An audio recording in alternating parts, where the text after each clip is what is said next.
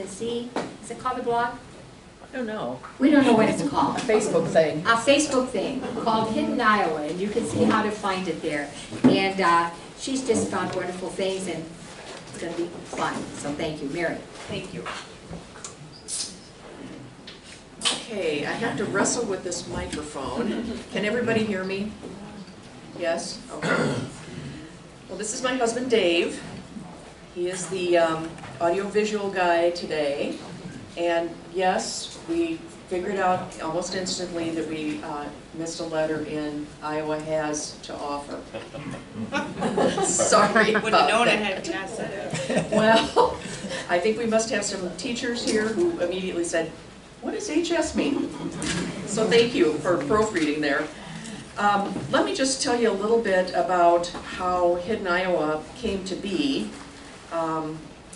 Dave is a nature photographer, and we have had a lot of fun over the years before we retired from West Wing and I retired from nursing, driving around and taking pictures of different birds, animals, butterflies.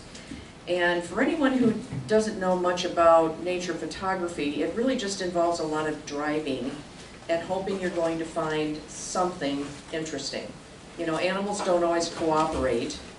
We went to look for a snowy owl once in Illinois, and they're, as you may or may not know, they're white. Okay, that was a long trip, let me tell you, because there was snow. Did we see a snowy owl? Like, we found one, yeah, which was great, but it was hours of driving for like one picture. So I have kind of a limited attention span. You know, you can only look at so many birds, right? And what I was looking at was things that were historical in nature. And I was always fascinated by all the different kinds of odd things that you see when you're out driving around Iowa. And of course, before we retired, we went to other places too. We went lots of national parks where we had some great adventures, some of them kind of scary. Trying to find things. We tried to find a Pony Express marker that was conveniently placed in a field with a tiny little fence around it, and the field had a donkey and a bull in it. And it's like, darn it, we're going to get that picture. I don't know why I needed that picture of the Pony Express marker so bad, but I did. So that was thrilling. And also, you know, there's always getting lost too. Sometimes you know, we have the phone, we have GPS, we have all this great stuff. But there's parts of the country where that doesn't even work, which was surprising, I guess. Out in New Mexico and that direction, it's very easy to just have no GPS at all and just drive for literally hours. Same thing with Wisconsin, where I think they've just hidden all their natural resources on purpose. Sign, go to this rock shelter, and then you drive and it's like, we've driven for 10 miles, where's that rock shelter? They don't care, they really don't care, but we've had a lot of fun with that too. So when we worked at West Wing, we enjoyed so much getting to know all of the people who work there, and I do see familiar faces today, which is great. We also have a very large family. So when we retired, I have 10 grandkids, and also great-grandkids, and cousins, and nieces, and nephews, and definitely that alone could have taken all of our time up. But somehow we did manage to find time to go out and do our little hobbies, and that was fun, and we enjoyed it. But one of the things that happened was eventually we had a giant collection of pictures, these oddball pictures. And when we had some time on our hands, about a year ago, we were looking at those, and I was madly house cleaning because, you know, you retire and you realize you haven't cleaned things for closets, you know, stuff, attics, and computer files, and it's like, oh, look, we have all these pictures, and what are we going to do with those? And then we started to talk about them, and it's like, oh, remember when we went to see that swinging bridge, and it was such a great story. Thank you. And we eventually came to the idea that we could combine those pictures with a little historical blog and put it on Facebook, really just for fun.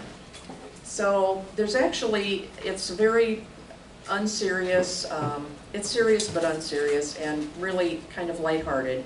But we do have a few guidelines. And the first one is we aren't geared to historians, because if we were geared to historians, it would be 10 pages minimum. You know, historians, we love to get every little fact and put it out there and talk about it. And, but this is not geared to historians. So we keep it relatively short, try to keep it around 300 words or so. And that is not as easy as it sounds. 300 words is pretty short. Sometimes it's a little longer, sometimes not. We also try to tie it to an actual place that people could go to and enjoy. So that is that's a challenge too. And I've been looking at the fact that Kucera, Iowa is built inside of a meteor crater. Little known fact, huh? And what do you do with that though? I mean, it's fascinating that there was at one time a giant meteor strike right on Kucera. I mean, what are people going to look at if they go to Kucera? Where's the crater, you know? You can just picture people in the Casey's there going, well, I heard there was a crater here. And, you know, we should go look at that. So it has to be tied to something that you can actually go and look at. Lots of times our own research on our family has been the incentive to find some of these spots. And I don't know how many people here have done genealogy, still doing genealogy. You'll never stop doing genealogy. Raise your hand if you've done it. Everybody in the room, I'm sure. Well, one of the things that's fun about genealogy is it's never just one relative, right? It's the other cousins, the grandparents. And we started doing that long before we did Hidden Iowa. And one of the first things that we found out was that Dave's family he grew up in Milan, Illinois, his whole family did, but his family had a bunch of roots in Cedar County, where we now live, which was just kind of amazing. So we started pursuing that, and our county, Cedar County, has a great historical society too, and they have a whole lot of information about the Quaker settlements in Cedar County, abolitionists, the whole thing that led up to the Civil War. And Dave, particularly, this was kind of upsetting to me because I'd spent years trying to find a famous relative in my family tree. We'd all like to have one, right? Just one famous relative. And suddenly when Dave started working on his tree, he found he had all kinds of famous relatives. Probably the biggest relative he has that's famous is John Calhoun, 7th President of the United States. Vice President. Crazy hair guy is how we refer to him. And that was just the beginning of it. In Cedar County, the Calhoun line and the whole abolitionist line there led to his relationship to the Hemingways. And yes, it is the Hemingway, the writer.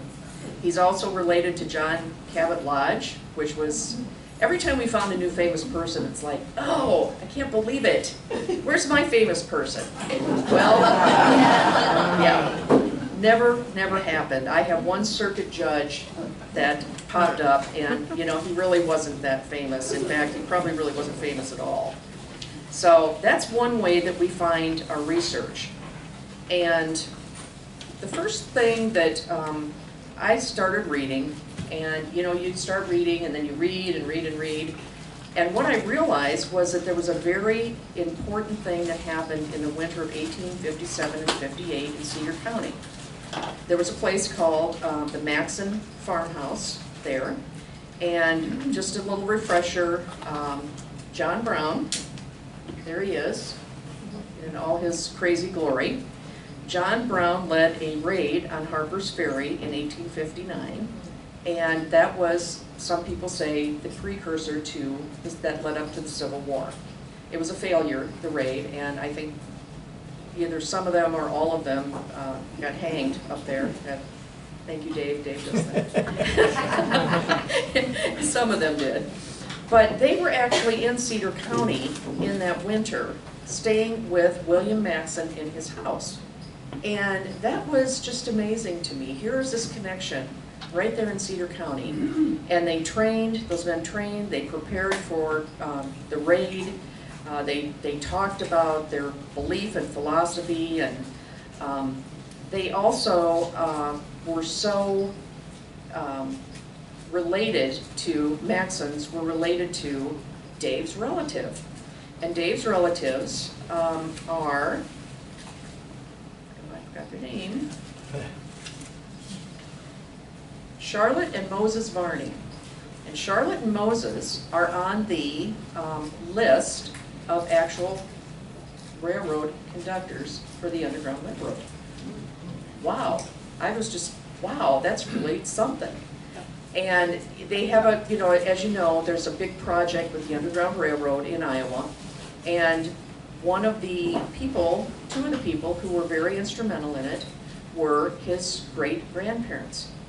So that led to, well, let's go check out all the sites we can in Cedar County that have to do with the great-grandparents. So we visited the grave site, and one of the things I read about in some tiny little 3-sentence thing was that someone, Daughters of American Revolution, had dedicated a boulder to the Maxon house, which is torn down. It's like, okay, we're gonna find that. Well, that was easier said than done. This is not in a public, well, it is in a public place. It has to be because it's a public memorial to the Maxon family and to John Brown. But it was on the side of a road buried in grass. It took us a while to find that road. Up and down the gravels, did we turn right or left? We had GPS coordinates, whatever they are. I don't really know, I don't understand those. But we did eventually find it, and it just was like, that is the coolest story. I'm just amazed that someone took the time to do all that research and to mark that spot where, in fact, these insurrectionists, I don't know what to call John Brown's crew, but they met there, they trained, they went on to make, you know, to make really history, and right there in Cedar County. Now, how cool is that? It's a good thing one of us had directional skills, though, because if that weren't the case, we'd still be looking for that rock.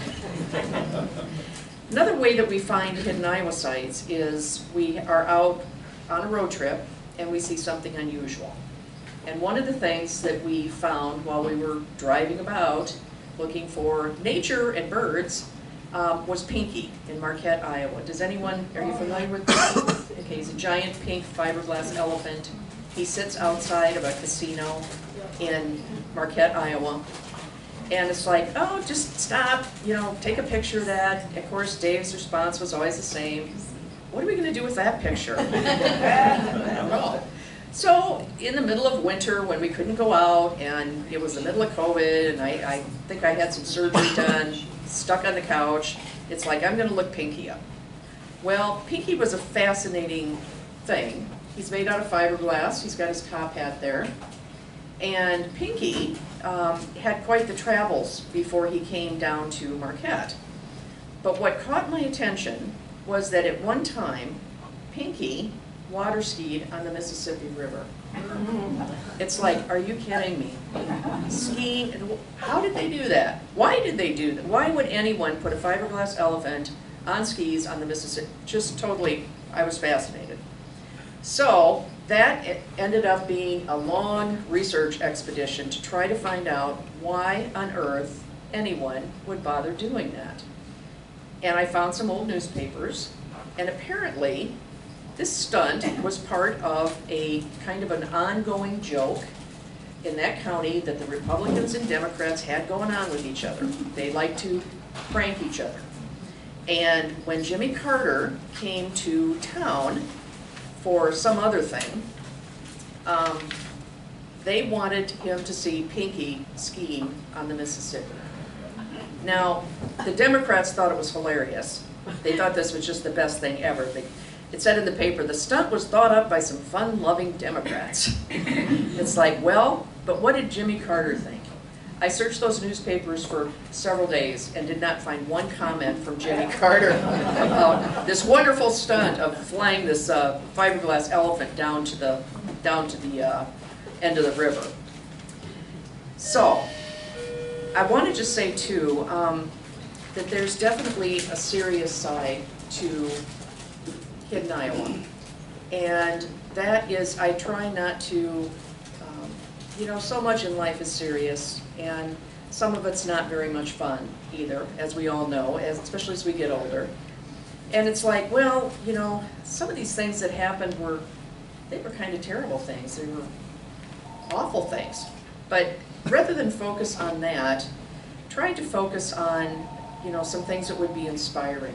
And I think we all need things that inspire us, things that remind us of who we are as people, and especially as Iowans, and also to just make us remember that this is a great country. So one of the things that we researched was the Mormon handcart trail. And I don't know if anyone has ever been to this little park. It's by Iowa City. It's in the middle of Iowa City, right? Kind of in the center of the town. And the Mormons, of course, traveled from Nauvoo, thank you, Dave, and went to Utah. And I actually had a friend who they duplicate today. This was part of her something or other with being a Mormon, dragging a handcart now to get a sense of what that was like. So I think that was my interest, was I had this friend who actually did this and I couldn't believe it. It's like, why would you want to do that? But anyway, that was just her. But they did actually drag very heavy handcarts, and that was how they got to Utah. So one of the things that I found when I took a look at this is there's some people buried out in this little park. There's a couple people who died on the trail. And if you've done any, I'm sure there's been people who've done work on pioneers, pioneer cemeteries, but a lot of times when people were traveling, there wasn't really a cemetery. They just stopped at the trail and buried the person, you know, by the trail. So a young woman wrote a diary, and her name was Janetta McBride. She was 16 years old when she made the trek. Her father died en route and had to be buried trailside. She also remembered that after he died, the captain of the company told us that there were only a few days of flour left, and we were 360 miles from Utah. Now, Janetta did make it to Utah somehow, and she lived to write that diary and have a family and survive the difficulty. But I think what it reminded me of was, you know, we can survive difficulties. We have survived difficulties. And if Janetta McBride could get to Utah after burying her father on the trail and hauling a handcart hundreds of miles, you know, we can survive our problems with, you know, not having enough toilet paper, for example. I think this was in the period where, you know, I actually saw people arm wrestling over toilet paper in the dollar store. It's like, really, what are we doing here? We can do this, we can be better than this. So another thing that I think history helps us with is reminding us of things that maybe we didn't know and maybe we forgot. And one of the things that is important, I think, in history in general is the role that women have played. It's not that easy to find the role that women have played. A lot of times it wasn't written about. Maybe their husbands were written about, but maybe they weren't. So when we went down to see the swinging bridge in Columbus Junction, it was their 100-year anniversary. There was a plaque on the bridge. Now the swinging bridge itself is really very cool, and it's kind of scary, really, if you don't like heights or swinging or bridges, because it really does swing. They're not kidding. And there were a lot of people there that day. But it's a beautiful spot. It goes right over a ravine in Columbus Junction. But I got caught by the idea that someone had dedicated a plaque on the bridge to Mrs. Irene Tucker. Now, has anybody here ever heard of Mrs. Irene Tucker?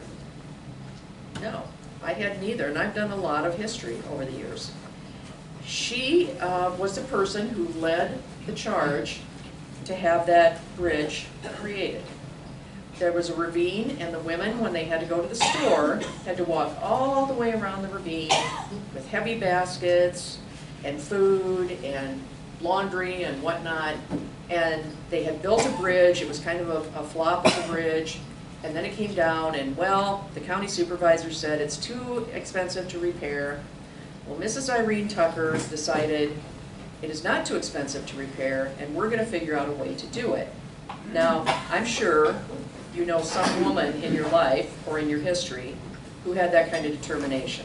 I think we all have them. She organized bake sales, box suppers, dances, white elephant sales, and plays. I was just so struck by that, because I had never heard her name before, and if it weren't for that plaque, I still wouldn't know who she was. I'm also thinking in 1920, it probably wasn't men doing the cookie baking. Now, maybe that's a terrible thing to say, but I think it was mostly the women who made this happen, and they did raise the money. They did get their bridge, which was a wonderful shortcut. And 100 years later, that bridge is still there. So that reminds us, you know, all history is important. Women's history is important. Sometimes you do have to look for it, and when you find it, though, it's a very inspiring thing.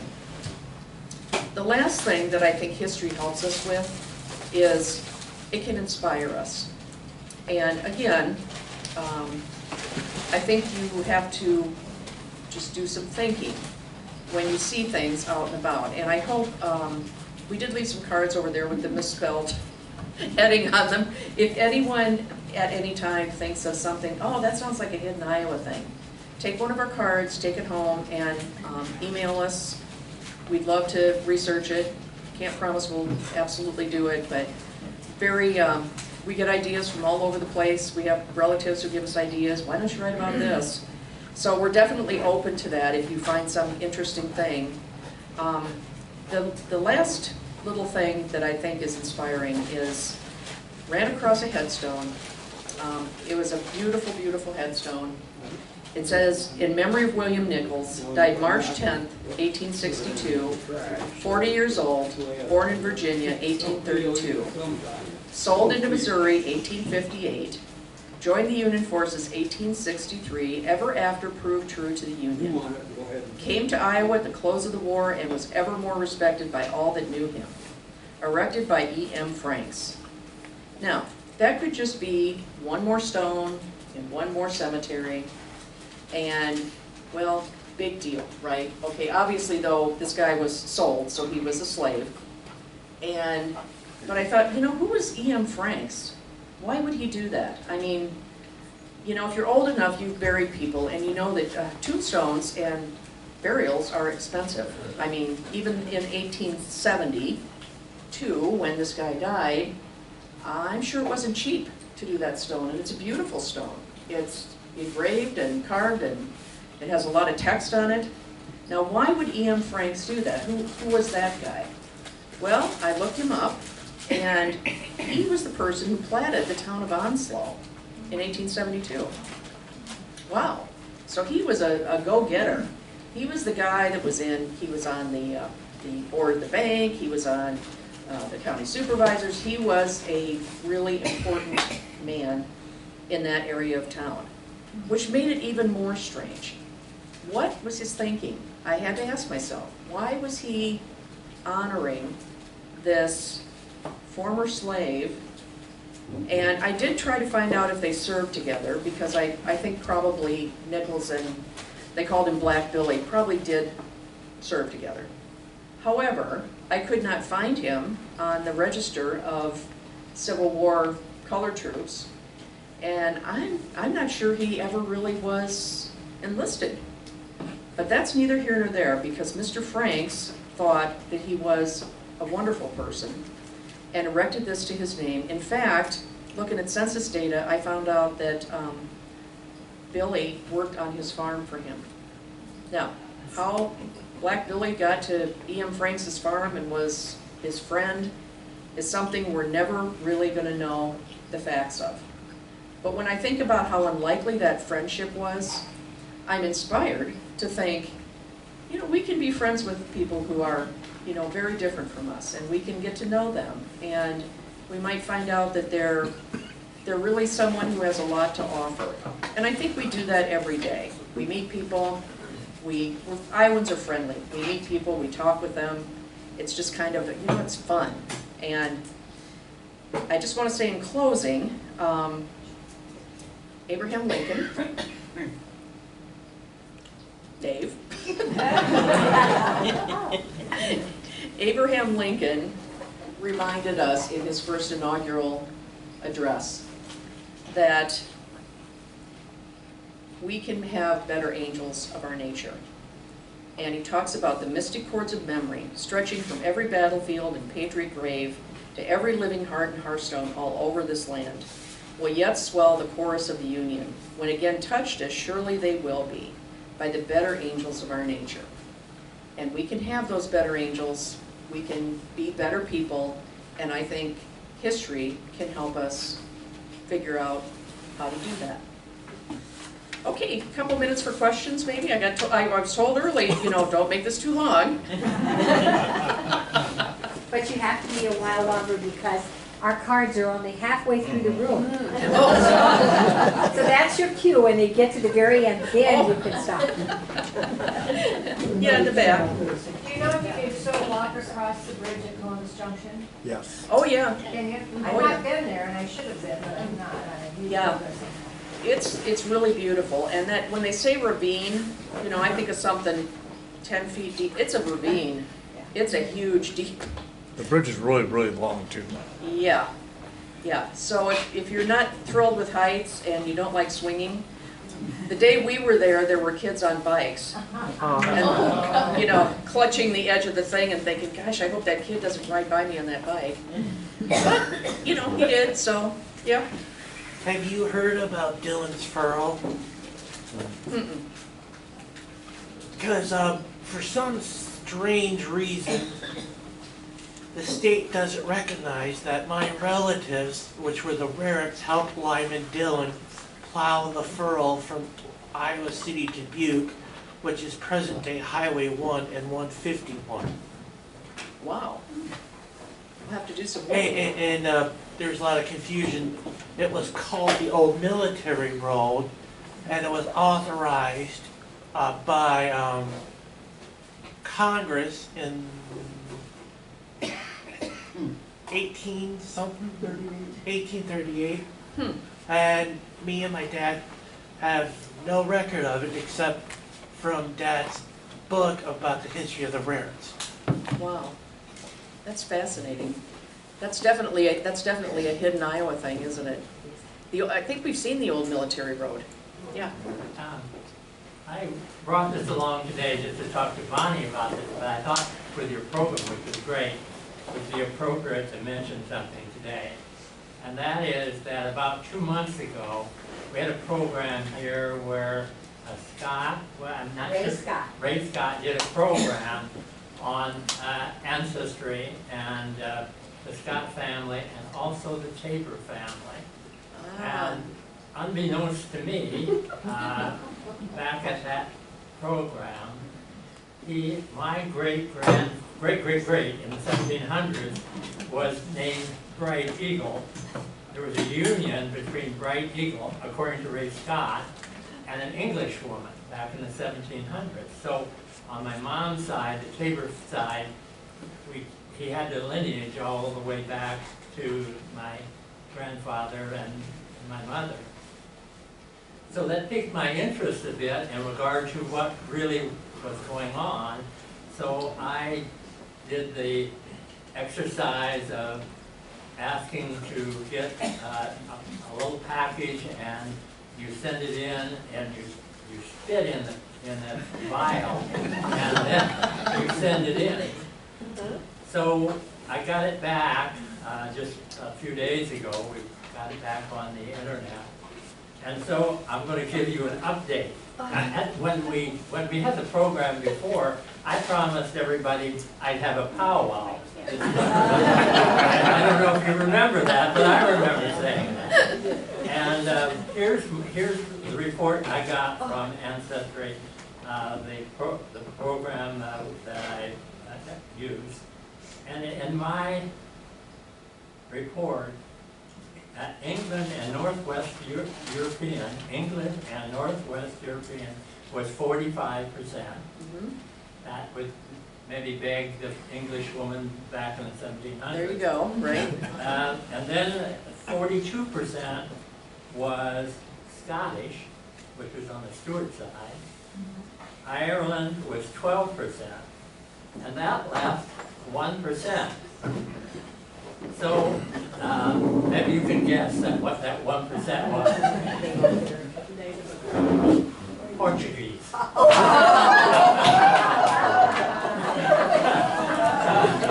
So I don't know who to believe. Anyway, the powwow is off.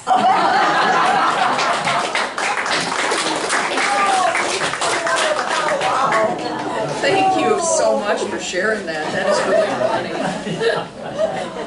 You know, Ancestry is a wonderful tool, and I think, you know, many of us think, oh, we have it somewhere in the history, we have a relationship to a Native American. Well, I thought I had one too, because I had written documentation, diaries and stuff. Great-grandma, great-great-grandma was a Powhatan, and I was so excited when I sent in my Ancestry. Guess what? I wasn't Portuguese, but I'm not Native American either. So that was just a big old story.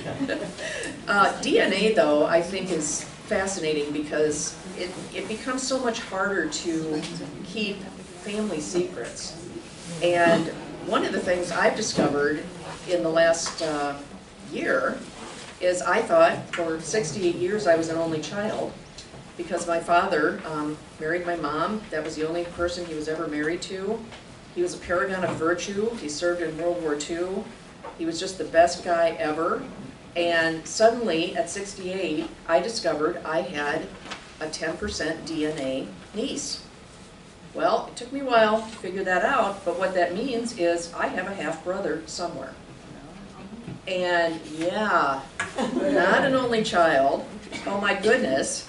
And she and I have been tracking that down because she would like to know who her dad was. And that's how she got connected with me. And it got really interesting because we just literally, we narrowed it down to a time frame. He went to World War II at a certain time.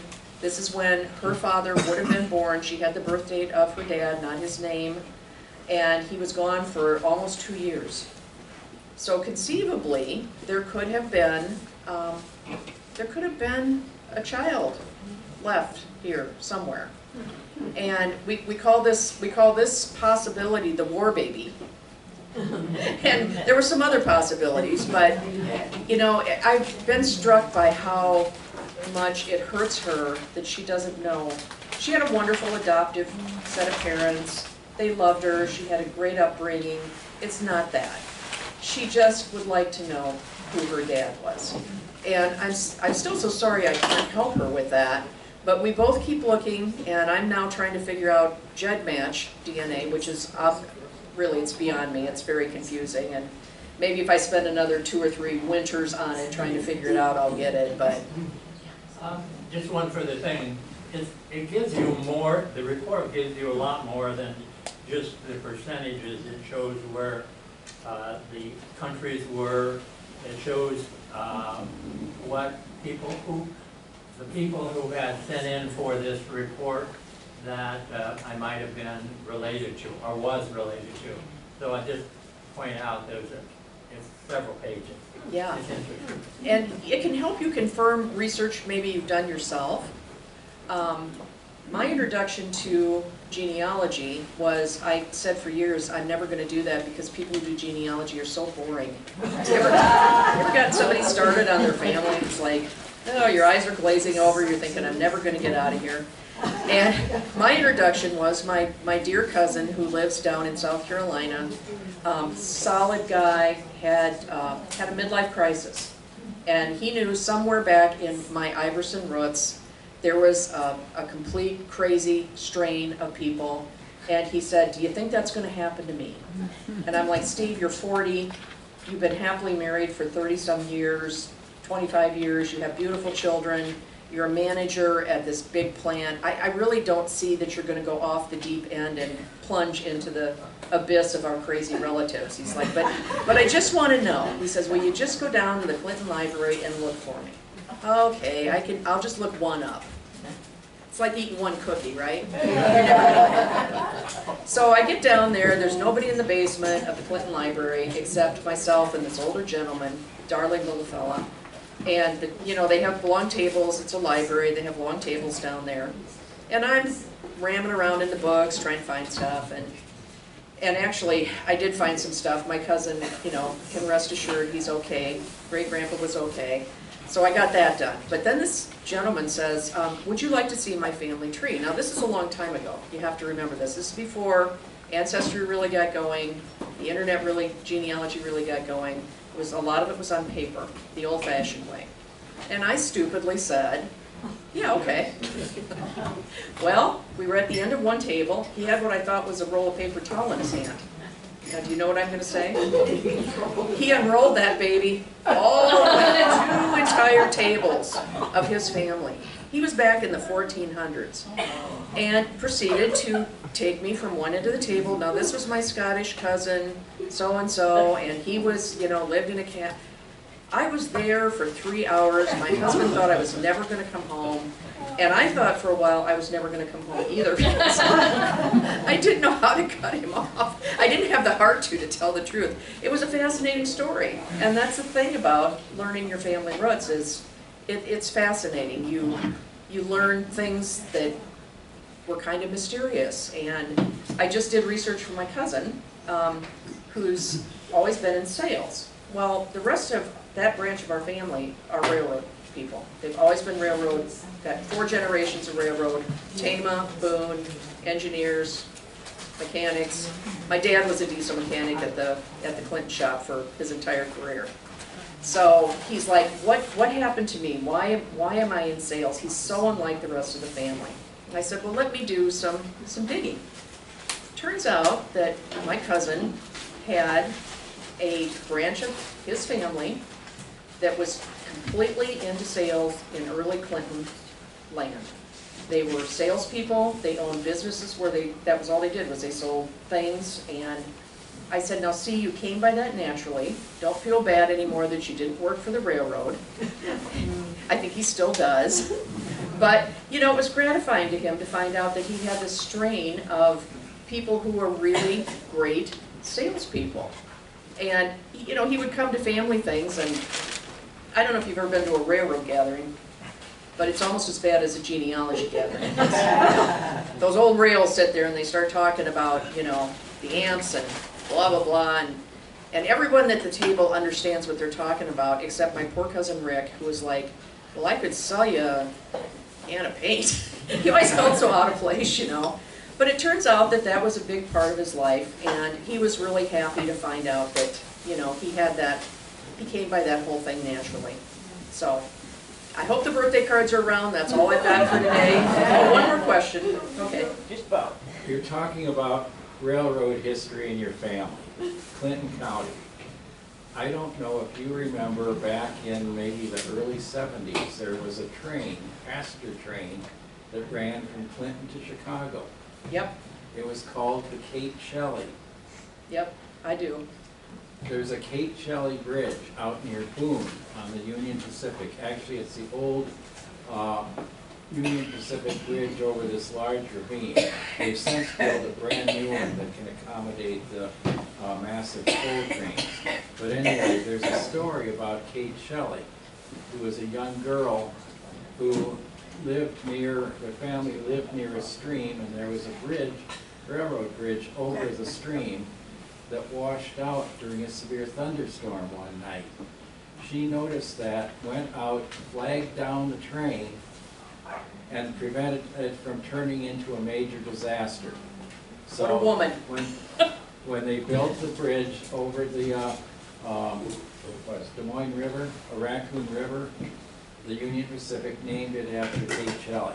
Uh-huh, yep, that's Anyway, a great story. That would be another good story. That would be a great story, and my friend, who's related to a couple people here, she is related to Kate Shelley's. Oh, really? Oh, yeah, how about that? I think we did go out there, and We got pictures. Yeah, we Haven't done got the story yet. pictures. I think we had a little trouble finding some of those things, you kind of, yeah. It's not easy to find a good access point. for No, the you're bridge out there. you're digging through the woods, and it's like, oh my goodness. So, yeah, thank you for sharing that.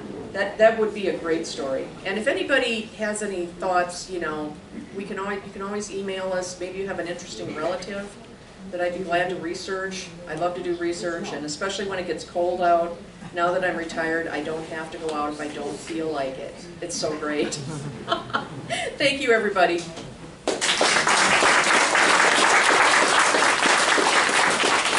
Thank you, Mary. That was really fun. So we met Mary